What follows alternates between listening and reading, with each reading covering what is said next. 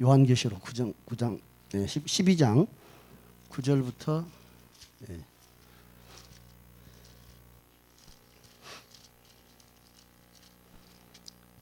다 함께 한 목소리로 읽도록 하겠습니다. 시작. 큰 용이 내쫓기니 옛 뱀 곧 마귀라고도 하고 사탄이라고도 하며 온 천하를 꾀는 자라. 그가 땅으로 내쫓기니 그의 사자들도 그와 함께 내쫓기니라. 내가 또 들으니 하늘에 큰 음성이 있어 이르되 이제 우리 하나님의 구원과 능력과 나라와 또 그의 그리스도의 권세가 나타났으니 우리 형제들을 참수하던 자 곧 우리 하나님 앞에서 밤낮 참수하던 자가 쫓겨났고 또 우리 형제들이 어린 양의 피와 자기들이 증언하는 말씀으로써 그를 이겼으니 그들은 죽기까지 자기들의 생명을 아끼지 아니하였도다. 그러므로 하늘과 그 가운데에 거하는 자들은 즐거워하라. 그러나 땅과 바다는 화 있을진저 이는 마귀가 자기의 때가 얼마 남지 않은 줄을 알므로 크게 분내어 너희에게 내려갔음이라 하더라. 용이 자기가 땅으로 내쫓긴 것을 보고 남자를 낳은 여자를 박해하는지라. 그 여자가 큰 독수리의 두 날개를 받아 광야 자기 곳으로 날아가 거기서 그 뱀의 낯을 피하여 한 때와 두 때와 반 때를 양육받으매 여자의 뒤에서 뱀이 그 입으로 물을 강같이 토하여 여자를 물에 떠내려가게 하려 하되 땅이 여자를 도와 그 입을 벌려 용의 입에서 토한 강물을 삼키니 용이 여자에게 분노하여 돌아가서 그 여자의 남은 자손 곧 하나님의 계명을 지키며 예수의 증거를 가진 자들과 더불어 싸우려고 바다 모래 위에 서 있더라. 네. 종말론이야말로 이제 기독교계 안에서 통일되지 않은 교리들이 있는 곳입니다. 구원론도 일부 기독교 안에서 조금씩은 차이가 있습니다만 큰 틀에서는 예수 그리스도를 믿음으로 그의 속죄함으로 하는 구원을 부정하는 기독교는 없습니다. 기독교라 하면 동방정교 또 캐톨릭 여러 가지 루터교 또 뭐 장로교 이런 교파들로 나눠져 있으니까 조금씩 이제 다릅니다. 그런데 오늘 요한계시록 이 설교 본문을 가지고 여러 해석을 할 수 있고 여러 설교를 할 수 있습니다. 그런데 이 요한계시록 12장 이 대목은 어떤 대목이냐면 요한계시록은 전체적으로 사도 요한이 예수 그리스도로부터 받은 계시를 기록한 책입니다. 근데 요한계시록을 보는 해석하는 관점부터 이것을 이 서신을 받은 요한 당시의 그 성도들의 관점에서 보는 과거적인 시각으로 보는 관점도 있고 또 종말의 때 인류 마지막 종말의 때에 되어질 일을 기록한 것으로 보는 미래적인 시각으로 보는 사람도 있고 아니면 그때로부터 그 초대교회로부터 역사적인 모든 단계가 이 성경 안에 기록되어 있다 생각하는 그런 시각도 있습니다. 그래서 마치 에베소 교회라든가 서모나 교회라든가 라오디게아 교회라든가 이런 교회들도 한 시대를 대표한다고 해석하는 사람도 있고 그렇지 않다. 모든 종류의 교회들을 그렇게 경고해 놨고 실제로 그 역사상 소아시아에 존재했던 교회들의 사정을 주님이 말씀하신 것이다. 이렇게 해석하는 사람도 있습니다. 어떻게 해석하든지 간에 자기의 어떤 관점들이 분명히 들어갑니다. 오늘 저는 이 요한계시록 12장 이 대목을 잠깐 살펴보는데 어떤 대목이냐면 요한계시록에는 크게 예수 그리스도께서 7 인봉을 뗍니다. 두루마리에 그 인봉 알죠? 촛농같이 예전에 꾹 만들어가지고 찍어서 하나의 확인증이죠. 요즘 말하면 이렇게 비표처럼 그 인봉을 떼버리면 뗀지 안 뗀지 알 수 있잖아요. 요즘도 그 유럽에 있는 대학교에는 졸업장에 보면 졸업장 밑에가 이렇게 그냥 플라스틱 같은 촛농으로 만들었는지 모르겠어요. 그래서 총장 도장을 꽉 찍은 예를 들면 인봉을 이렇게 붙여놓고 그러더라고요. 근데 7 인봉을 떼는 과정, 그다음에 7 나팔을 천사들이 7번 나팔을 부는 과정, 그다음에 대접을 7개를 쏟는 과정 이렇게 나옵니다. 그런 과정 속에 하나님의 역사들이 이렇게 진행되는 것을 기록하고 있는데 지금 오늘 12장 이 부분은 7 나팔 부는 장면에서 7번째 천사가 나팔을 부는 장면에 이어져서 나온 이야기입니다. 12장 오늘 본문 9절부터 읽었습니다마는 1절에 보면 하늘에 큰 이적이 보인다라고 되어 있고 해를 입은 한 여자가 있는데 그 발 아래에 달이 있고 그 머리에는 12별의 관을 썼더라 하면서 여자가 나옵니다. 그리고 그 여자가 아이를 낳으려고 해산하려고 애쓰고 있는 장면, 그리고 붉은 용이 꼬리로 하늘의 별 3분의 1을 끌어다가 땅에 던지고 용이 해산하는 여자 앞에서 해산하면 그 아이를 삼키고자 하는 장면, 뭐 이런 장면들이 나옵니다. 그런데 그 아이는 어떤 아이냐면 장차 철장으로 만국을 다스릴 남자라. 철장이라는 한자는 철로 된 이렇게 지팡이입니다.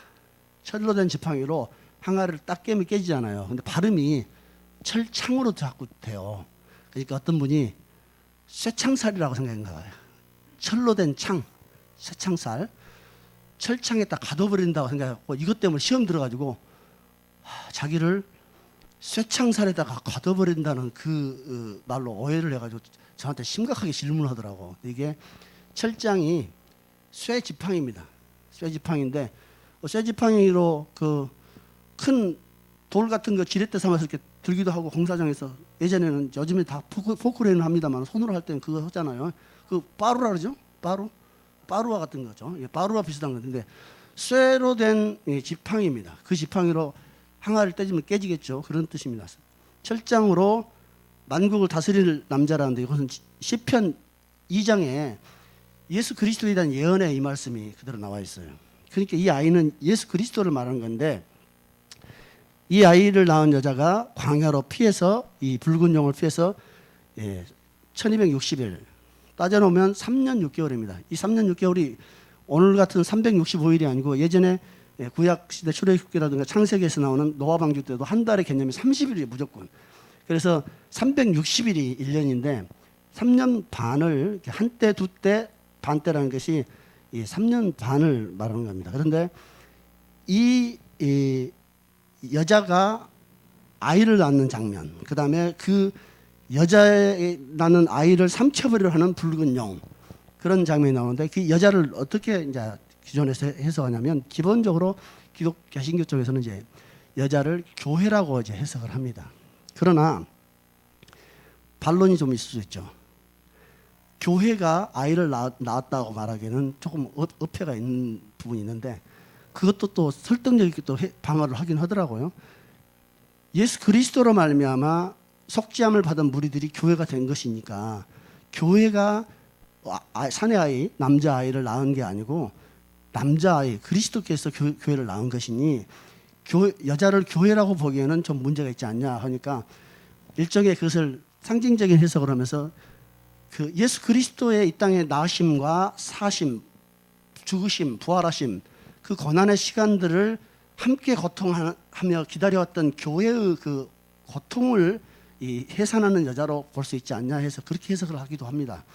여러분도 그게 공감할 수도 있겠죠. 근데 저는 이 여자가 오늘 본문에서는 그 여자의 남은 자손까지 있어요.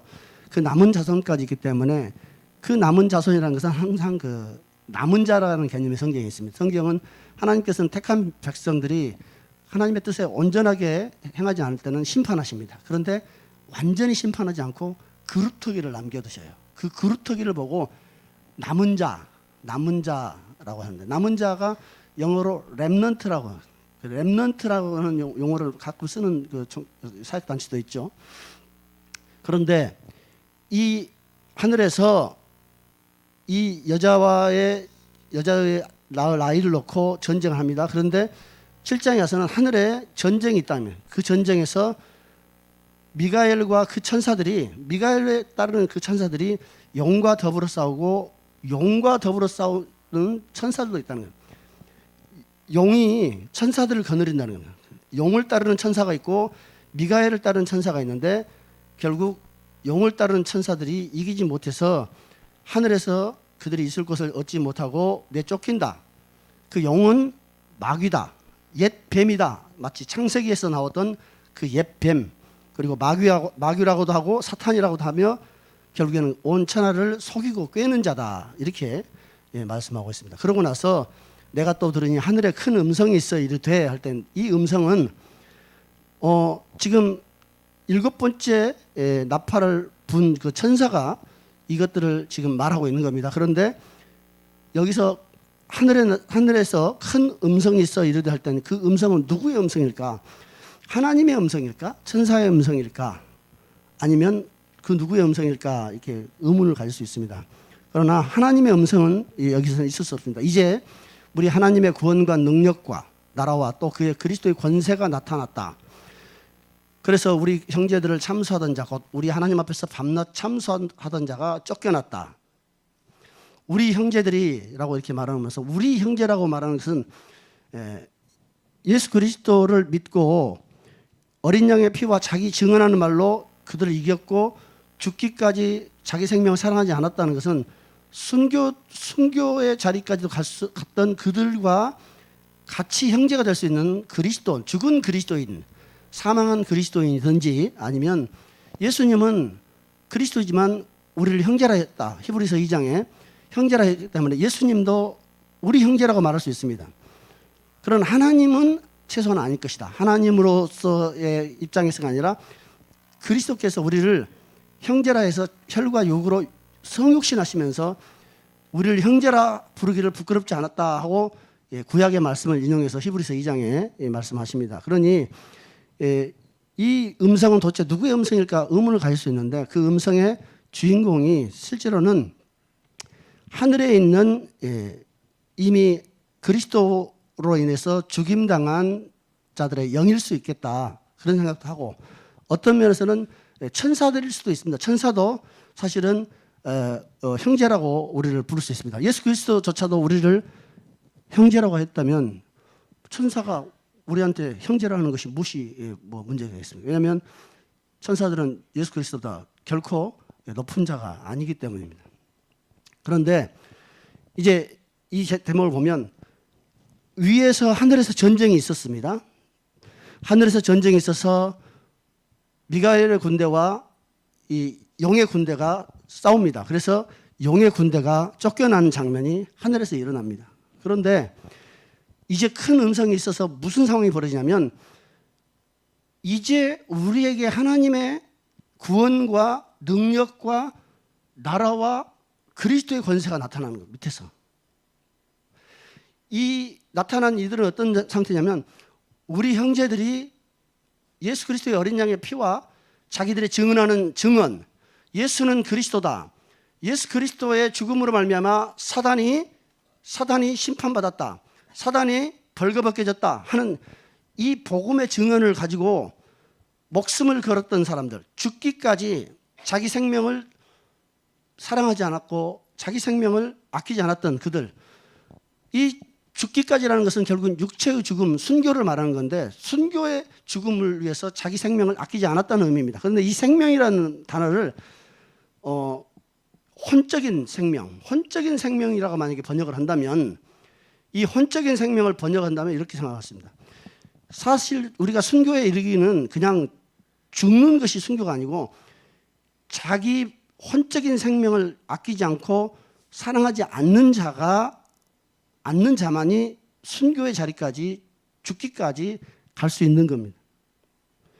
그냥 죽임 당하는 그런 죽임을 다 순교라고 말할 수 없고, 자기 자신의 혼적 생명을 완전하게 버리고 비우고 부인하며 자기 생명을 미워한 자만이 순교의 자리까지 계속 갈 수가 있다, 그런 의미로 저는 생각을 해봤습니다. 그리고 이렇게 어린 양의 피로 말미암아 속죄를 받고 그 예수 그리스도의 그 피의 능력과 그가 하신 일들을 증언하기 위해서 자기의 모든 세상적 가치관을 싹 버려버리고 자기 생명조차 사랑하지 않고 아끼지 않았던 그들은 어떤 자냐면, 결국 그들이 예수 그리스도로 말미암아 이 참수하던 자 마귀를 이기는 상태가 옵니다.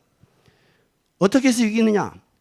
하늘에서 전쟁이 이미 있어서 미가엘과 그의 천사들과 용과 그의 사자들의 전쟁이 벌어지고 나서 이미 용과 그 사자들이 쫓겨나서 땅에 던져집니다. 땅에 던져지고 났더니 이제는 진정으로 땅에 있던 사람들 사이에서 무슨 일이 벌어지냐면 예수 그리스도의 어린 양의 피를 증언하고 예수 그리스도의 하신 그 복음의 능력을 증언하다가 죽임을 당하는 겁니다.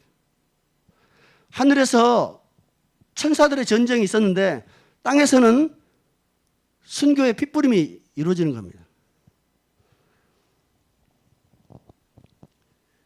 이 사단은 하늘에서 쫓겨나서 땅으로 쫓겨난, 하늘이라는 것은 사실은 영적인 세계예요. 땅과 바다는 영적인 세계를 대척되는 하나의 일종의 물질과 우리 현실의 세계, 물질의 세계를 아우르는 세계입니다. 특별히 이 하늘의 세계는 하나님의 법에 복종하는 순교당한 영들이 하나님과 함께하는 그 자리라면, 땅은 하나님을 떠난 불신앙의 자리요, 사실은 이 세상 가운데 있는 거예요. 이 세상 가운데 속해 있는 교회들, 이 세상 속에 있는 불신자들만이 아니라 여전히 이 세상 속에서 머물러 있는 교회들까지를 말하는 겁니다. 그래서 하늘에 있는 자들은 즐거워하라. 하늘과 그 가운데 거처를 삼은 자들, 이미 십자가의 그 복음 안에서 자기를 죽기까지 자기 생명을 아끼지 않았던 그들이 하나님 보좌 우편에서 즐거워하고 있을 동안에 이 땅에 있는 모든 불신자들과 하나님을 대적하는 자들, 그리고 심지어 교회까지도 화가 있을지어다. 12절은 하늘과 그 가운데서 거하는 자들, 교회는 즐거워하라.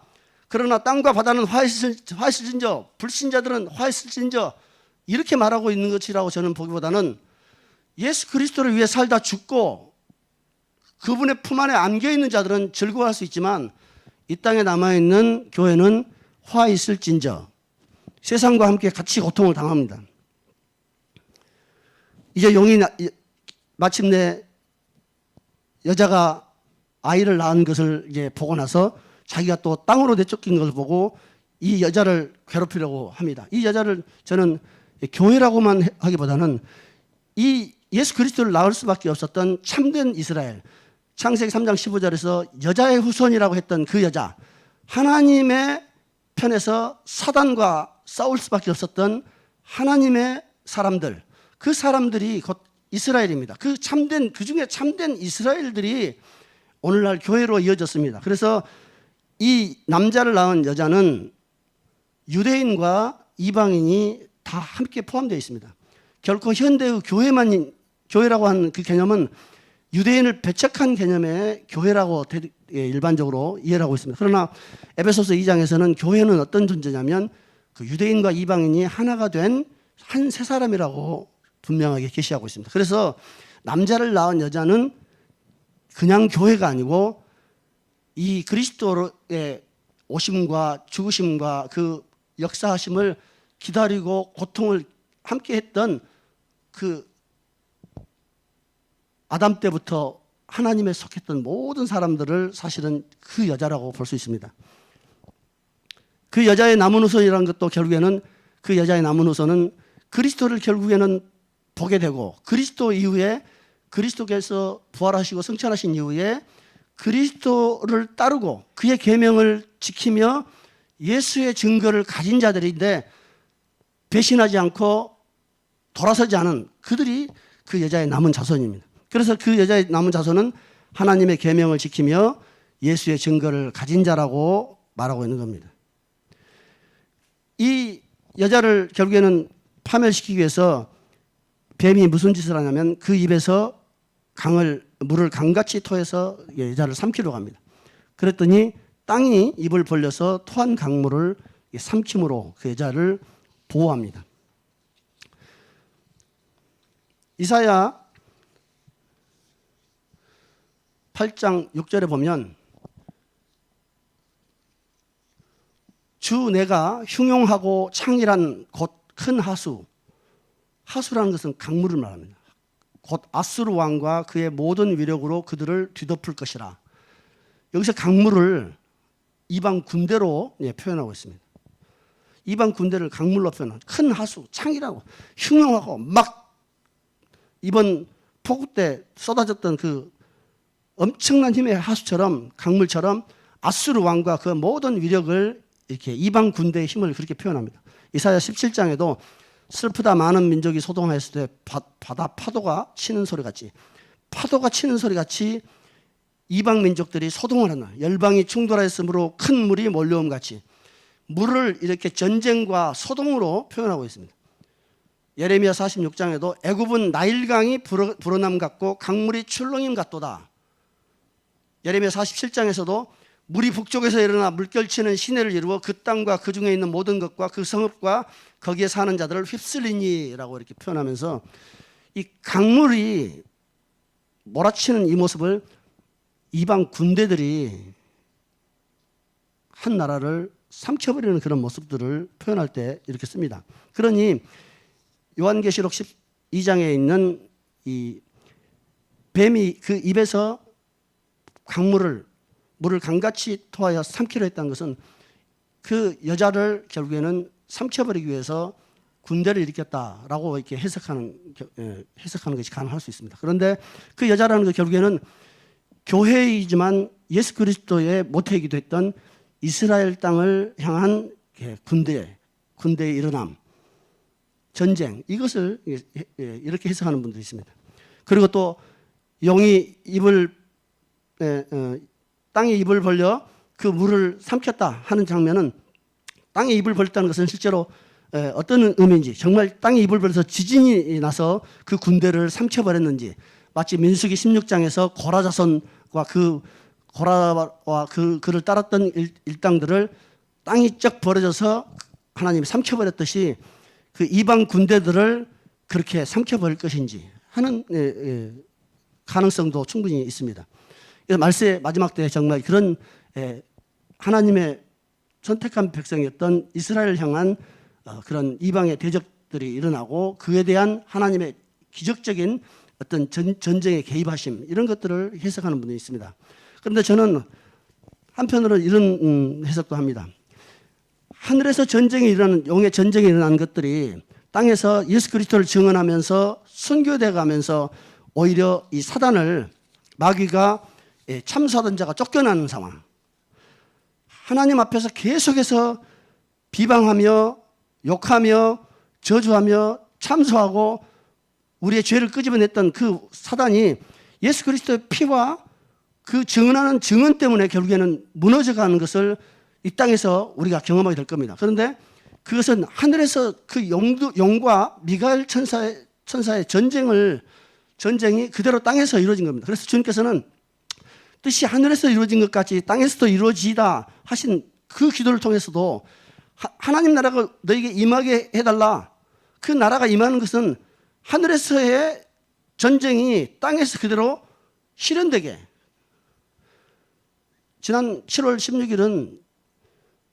19일은 주일이었습니다. 그 주일 예배 끝나고 저희 교회에서는 전 교인 총회를 가졌습니다.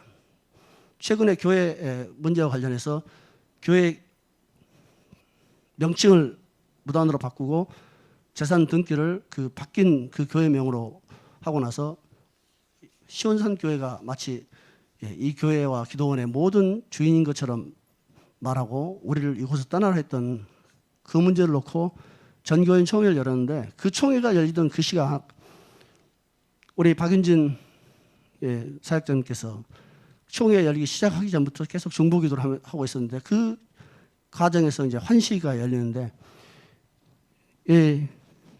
이쪽 문에서부터 귀신들이 예배 시작할 때부터 막 계속 귀신들이 어둠이 악한 영들이 들어오더라는 겁니다.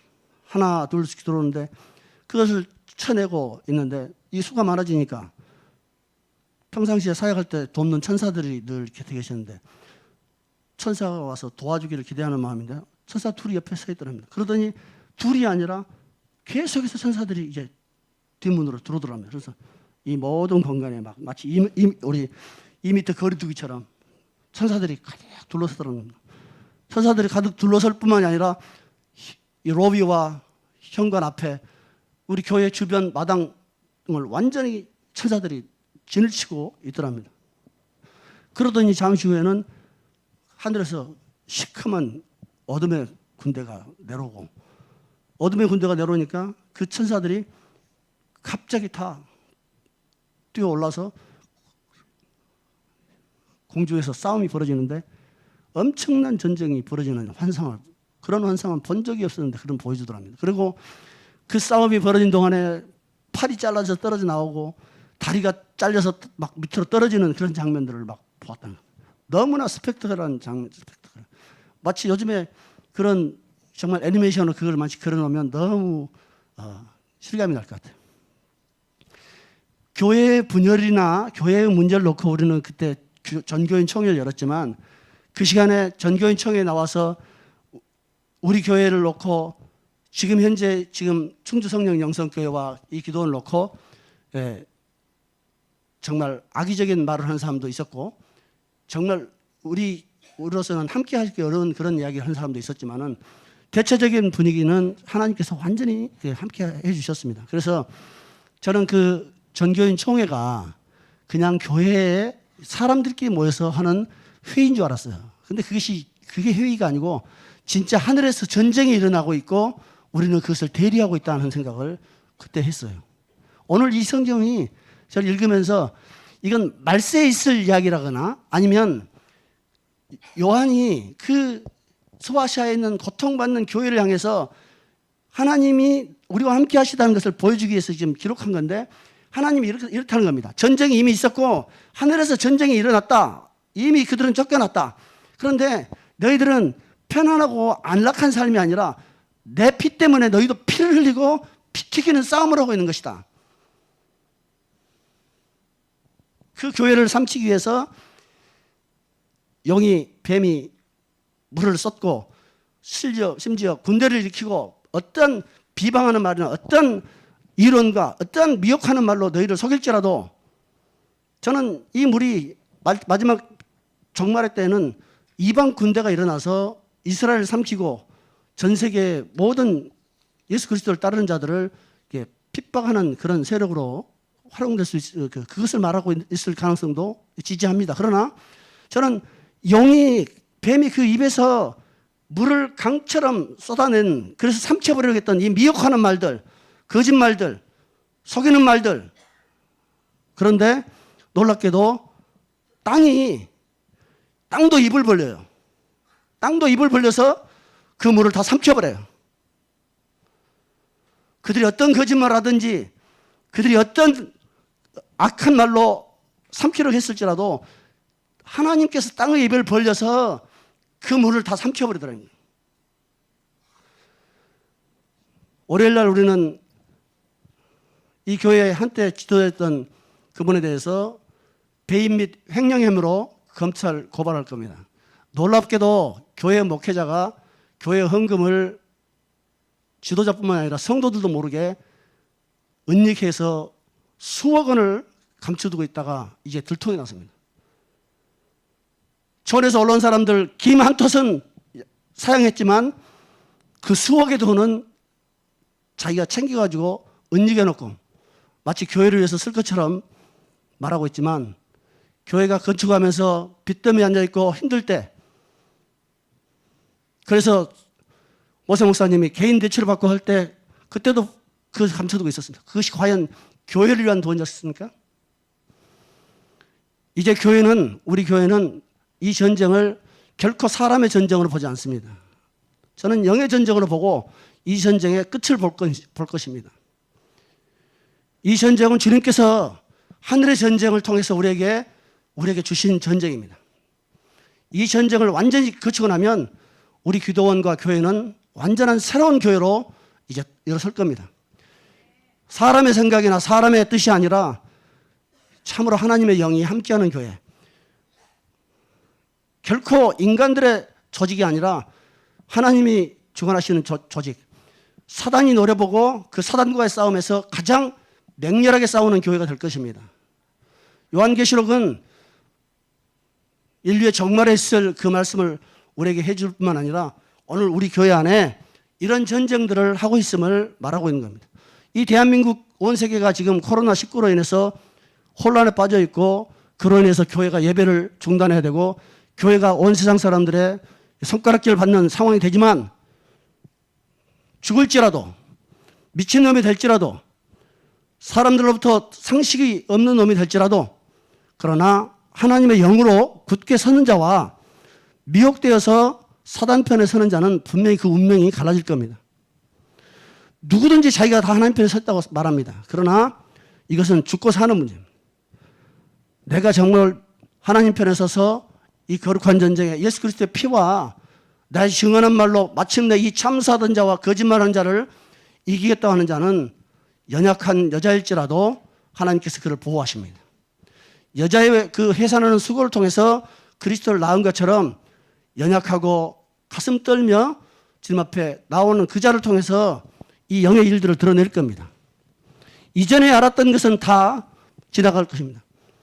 조금 보았다 조금 들었다 하는 것은 아무 의미가 없습니다. 오직 하나님 편에 서서 자기 생명도 아끼지 않는 그 자를 통해서 하나님은 사단의 일을 무너뜨릴 것입니다.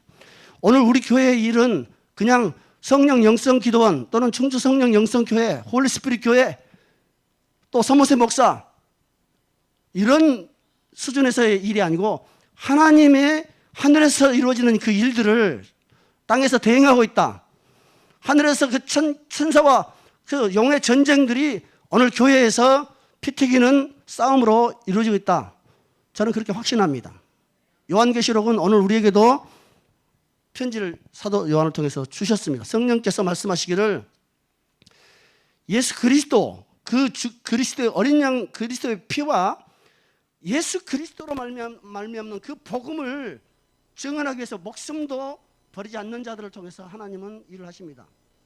우리는 성령 영성 기도원이나 충주 성령 영성교회 또는 홀리 스피릿 교회를 지키고 키우기 위해서 목숨을 거는 것이 아니고 예수 그리스도의 그 어린 양의 피와 이 증언하는 복음이 참으로 우리를 그렇게 끌고 간다는 것을 저는 확신합니다.